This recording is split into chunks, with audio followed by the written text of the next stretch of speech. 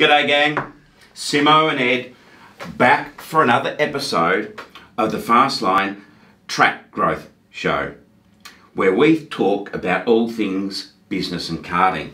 Cool. Hi there.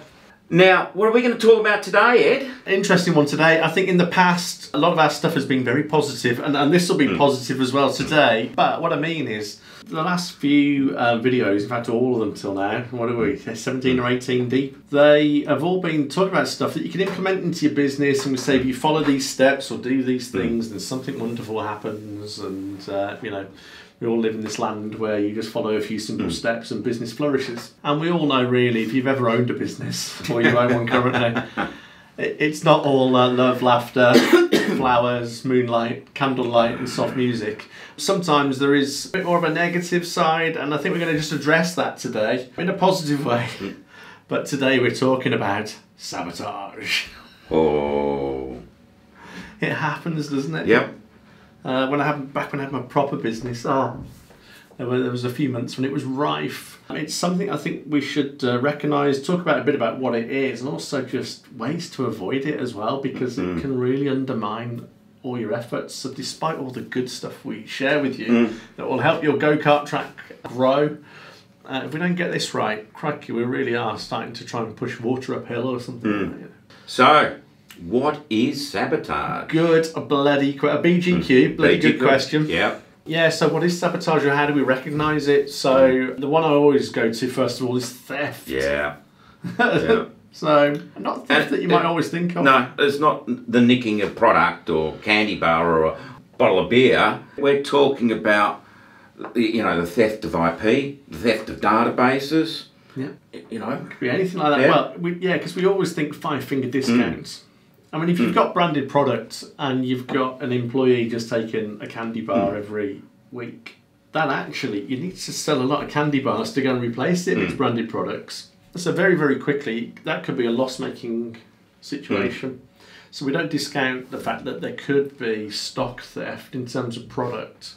But I think the real big damage to your business does come around intellectual property, the IP, and it also comes around databases. But boy, it takes a lot of time, effort and money to go and get intellectual property into place, doesn't it? And most businesses don't even realise they've got it. No, I mean, you know, we spent 5 years building up the ultimate rental race seat. That was nicked. Was it? Yep. Well, and that was their whole business, going to branch out and doing that. We should perhaps talk about it in a bit of detail. But it's got to hurt us, and that is going to smart quite a little bit. More than a little bit. And it does hurt. There's always somebody in a business that's not always pulling in the same direction. No. You think you've got a team, you're all building towards something, and that just hurts, doesn't it? And the other classic, walking off with databases. Yeah. If somebody at your go-kart track walks out and they've got a list of every single customer that used to turn up at your go-kart track, and they go and open up an escape room or something down the road, then crikey, that could be a massive impact on your business. But it's theft, I tell you. Yeah. Really just blooming annoys me. So first thing first, theft, and also recognising the different forms of it. Then I'd probably go into what I call bad-mouthing. Yeah, yes. So sabotage really is anything that undermines the business, and bad-mouthing is just a classic. Bad-mouthing the company, bad-mouthing its products, bad-mouthing other employees. Yeah. You know, it's not just in person. You know, these days with social media, that can absolutely kill you. Yeah. And it doesn't even have to be directly related to your go-kart track. No. Somebody who's going home most evenings and sitting down and ranting about political stuff that's going on night after night will have just as much of impact if they've got where they work written in their headline piece on their social media accounts. They'll start to think, well, birds of a feather flock together, as we say in the UK, and I'm sure it's globally, but people of the similar ilk tend to hang out together. So just being damned by association is such a big problem for businesses that will just undermine all your efforts that you're looking to put together. Other areas? The scam. The scam? Explain. Well, I think this is possibly more B2C, so this is specifically within that go-kart track arena, and possibly why you need me to explain it, because you're more B2B. Yeah. In fact, totally B2B. But B2C, there's always some scam that you hear about down at the local pub, cinema, or hey, here's a great way to get in free. Here's how you get that extra beer down the pub. There's always some scam that everybody knows about, and once it's out there, it's just sabotaging your business, and you can be blissfully unaware for a long while until it starts to show up in stock taking or you stumble across it. So how to get the 99p Big Mac from the order board. Yeah, get it. There's always some bloody scam going on in the business, isn't there? Particularly B2C. So ask your employees what the hell it is, or speak to some of your favourite customers and find out what the scam is and see what happens. Reward them handsomely. But there's always some bloody scam. Yeah. And following closely onto that, there's mates rates. Many years ago, there was we used to go and drink in the bar. My mate was going out with the barmaid. And you didn't pay for your drinks, did you? Well, we did, but he always paid less than we paid for the round. And I'm like, how does that work? So we used to drink a lot more than we drink nowadays. And I've been looking at him thinking, hang on a minute. So all these rounds cost less. I think he still owes us a small fortune. So I might have to go and call the debt in. Yeah. But yeah, mates rates, and it's we're all right. And but actually, there's a serious underlying issue that will slow your business down. So I think there'll be other areas of sabotage. There's some classics, and just to put it into context of what we're talking about today, that is sort of anything that's undermining your business is sabotaging it. Good old French word there. Yeah. So let's perhaps then move on to how to avoid it. So we're going to have a look at a few bits and pieces. I've had to jot a few ideas down just to give it a bit of context. But the first one is get your recruiting done correctly. Right, a lot of your staffing issues can be located back to recruitment process. It really is. And it's a tough thing to do. You're not trained. Nobody really trains anyone to do that. Well, they do in HR, but interestingly, you're right, they get it wrong. I can't remember the stats, but traditional recruiting policies, and I'm going to have loads of HR people now screaming at their computer screens while they're watching this video, but even when they get their processes right with all the, best practice... that often becomes box ticking. Yeah. It doesn't work. I mean, we've been in business for 15 years now. We have recruited quite a few people. I reckon we're only starting to really get a better handle on who you want in what position. Who we want in what position in the last 6 months. Oh, really? As recent as that? Yeah, I can imagine that. We've stumbled around with lots of things. You've been helping me with the recruitment of the sales team. You've taught me a lot, but I have forced myself to focus on how do we recruit better. Yeah. The turnover of staff is a costly business. Yeah, I think attrition rates typically in companies are about 13-15%. So in real terms, every 7 years, you've got to replace everybody in your workforce. That's what that means. Right. Now, in reality, it doesn't quite work like that, but it just means typically there's a lot of churn. If you can get into single-digit percentage attrition rates, you're doing something right. I've got something ringing through my head which just says, hire slowly, fire quickly. Yeah, hire slow, fire fast, yes. There's so much truth in it because you just need to take time to understand who you've got in front of you. Multiple interviews work well. Yes, with different people. Yes, we implemented that a few years back. So any position will require at least 2 interviews. Someone will typically do the first one, and I'll usually do the second one. Yeah. Unless if it's for a warehouse, I think Tim and Christian do it, and I don't get involved. Well, now that'd be appropriate because that's a really important point. You've got whoever's doing those interviews either needs lots and lots of briefing, or they've already got to understand the role at a level where they can confidently hire. And for a management role, we do 3 interviews, and the third interview is usually task orientated. For example, if I'm hiring a warehouse manager and I know that there's 3 areas of issues in the warehouse, you know, stock control, picking efficiencies, and something else, right? And so I will task them to go away and give me a presentation on how they will solve those issues. Interesting. I've been in those types of interview myself, so not quite for warehouse. Yeah. I've had to go and present back. But we diverge. Yes. How do we recruit to avoid sabotage? Yes, well, attitude's all important. Right. Some people will say attitude is everything, but it really isn't. There's got to be some aptitude in there as well. And we'll talk about that. I think we'll come back around, but yeah, get the attitude right first of all, and then we'll talk about another point in a short while, which will just bring that back into focus as well. So, recruit correctly. But the second thing, get into accountability for people's actions. So everybody in the organisations needs to be accountable for something. What you can't measure, you can't manage is one of the addicts. You'll just hear this often. What I'm really looking to do is identify the non-performers within my organisation. Now, in a large organisation, they estimate that up to 85% of people aren't doing anything productive. It wouldn't surprise me. In a large organisation, it's easy to hide.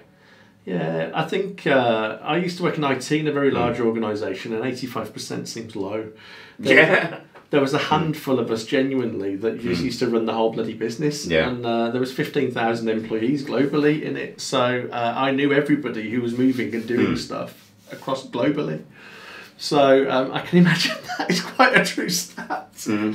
Ah, dearie me. But yeah, so get people accountable, and measure it. And identify the people that aren't performing, and you know that needs to be addressed, which is one of the points we come back around to. So the next thing then, need to know basis. What information is going out there? It just needs to have a bit of thought.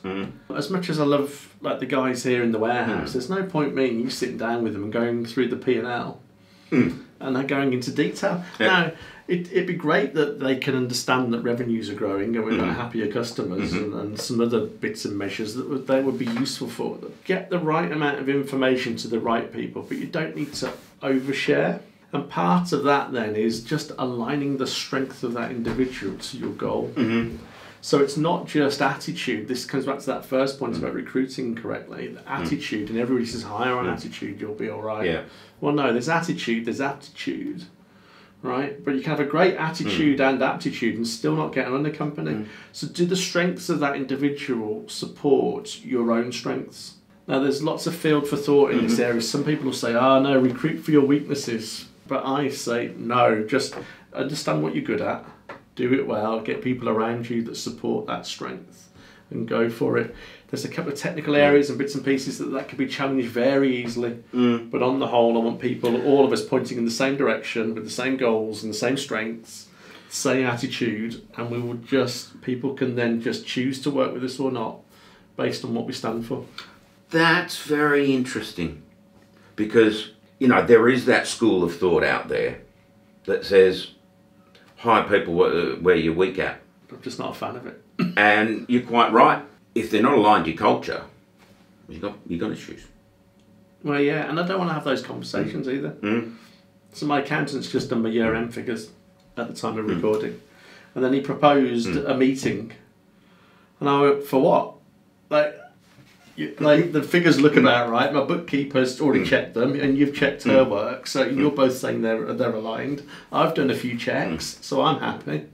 I don't really need to have a meeting with you because he's going to sit and talk figures all day, which is fine. But I don't want to speak about figures all day. My strengths aren't sitting down looking at figures all day. It's about going out and talking to people, developing sales, marketing strategies. You know, I can't ignore the figures completely, but I'm not going to sit and wallow in it for a morning with my accountant. So even in my own business, my accountants, who I love dearly, I'm not going to spend any time with him. Well, I hope he is. Hi, Martin. But I'm not going to spend a morning or a day speaking about my figures with him. There's no point. It's not going to help either of us. The next one then, policies to protect. So have you got policies in place that protect your business? You know, that could usually these come after the horse has bolted. Well, yeah. As soon as we realised what had got out, Okay. Because I had customers calling me, I had suppliers calling me saying, you know, this is happening, don't you? Oh, no. It's just and it's like, oh, no. It was a whole lot of procedures and policies put in place to make sure that there's less chance of this happening. Yeah. So the policies might be, and I'm just trying to think go-kart tracks as well, but I mean, I know I had policies around what happened when you took laptops from the company and what laptops you worked on, when they left, what happened, what access to which databases had to all be sorted out. I guess on the go-kart track, it could be the policies, people are checked in and out on the track. Does that then match to the till receipts? So those types of simple policies would stop mates rates and it'd be things like usually the timing system will record the hours of carts run. Oh, there you go. And you'd marry that up to your revenues, till your rides you've sold. Be locking down that database so that nobody can download it except the boss. Petrol, theft of petrol is a big one. Is it in the go-karting? Yeah. Well, most of the so what happens is they've got half a dozen jerry cans. Yeah. They'll put it in the back of the van, drive down to the petrol station, fill them up, and then drive back. Really? Yeah. Okay, that doesn't sound safe to me, but I'm not going to get into that argument today. That can't be what's happening. I don't know how much it's happening now, but and I'm still it still happens a lot. There is a limit of how many jerry cans you can carry in the car because there was a discussion on the Mechanics Academy about it. Okay, so Mechanics Academy, if you're watching this video, you don't know what that is. We've got a WhatsApp group. If you're a mechanic and you're in the go-karting industry, you need to be on that WhatsApp group. And if you're a track owner, well, by all means, join in. They tend to be very technical speak. I don't follow all the conversations. Some of them are extremely technical, but you'd be welcome. But get your mechanics on that group because there's lots of stuff being discussed on there. Yeah. But that thing there with the jerry cans would be a classic where somebody could just go and put a little bit of petrol in their car while you're not really paying attention. Underfill the jerry cans because you'd know how much fuel went. See, you've got that sort of mind. I'm always thinking of the ways you could be hoodwinked and then how to, cover for it. I used to run bars and things like that, so I had to be on the lookout for all the different scams. The classic one is not turning off the line. See, in Oz, what we would do is at night we would make sure the lines were clear of beer. Right? And this one place I worked at, the lines were huge. Like it was right across a food court in a hotel, right? So it's going to take a while to clean. It was a real skill to be able to know when to turn it off and not run out of beer or have too much beer in there. But you could have. I think the lines held like 3-4 jugs, and there was half a dozen lines. So your mates could be waiting for you and you go, oh, here you go, you can take the beer from the lines. I had the one I used to work in a wine bar when I first left school, and I used to muck around in there all the time. I just loved it, but and I got slowly but surely I ended up serving behind the bar. I noticed one day one of the guys used to just take the the spring that holds the money down in the cash till, and I saw him remove it a couple of times, and I couldn't work out what was going on. But of course, as we got busy in the evenings, the cash would literally stack up. And as it stacked up, as you were pushing the till in and out, it would roll down the back. Oh. And when the manager used to come to empty the cash till, he would just empty it by hand and walk off. And then, while they were all busy, he'd lift out the cash till and grab the cash. And it was always the shift after him that got done for money missing. And I caught him doing that. Oh. Like, genius mind. That's ingenious. It is. I'm like, why didn't you put it to use to... Good, not bad, my friend. Yeah. Well, it's probably a good point to take a break here. Cool. And we will talk about... insights into what we've come across in our lives and how to avoid sabotage in your business. And all the best wishes. I hope it isn't happening for you. But if it is, here's some ideas on how to stop it, undermining all your hard efforts, and hopefully keep a bit more of the cash in your own pocket. Sounds good. All right, so it's goodbye from me, and it's goodbye from him, Bye. and we will see you next week. See you soon. Ciao.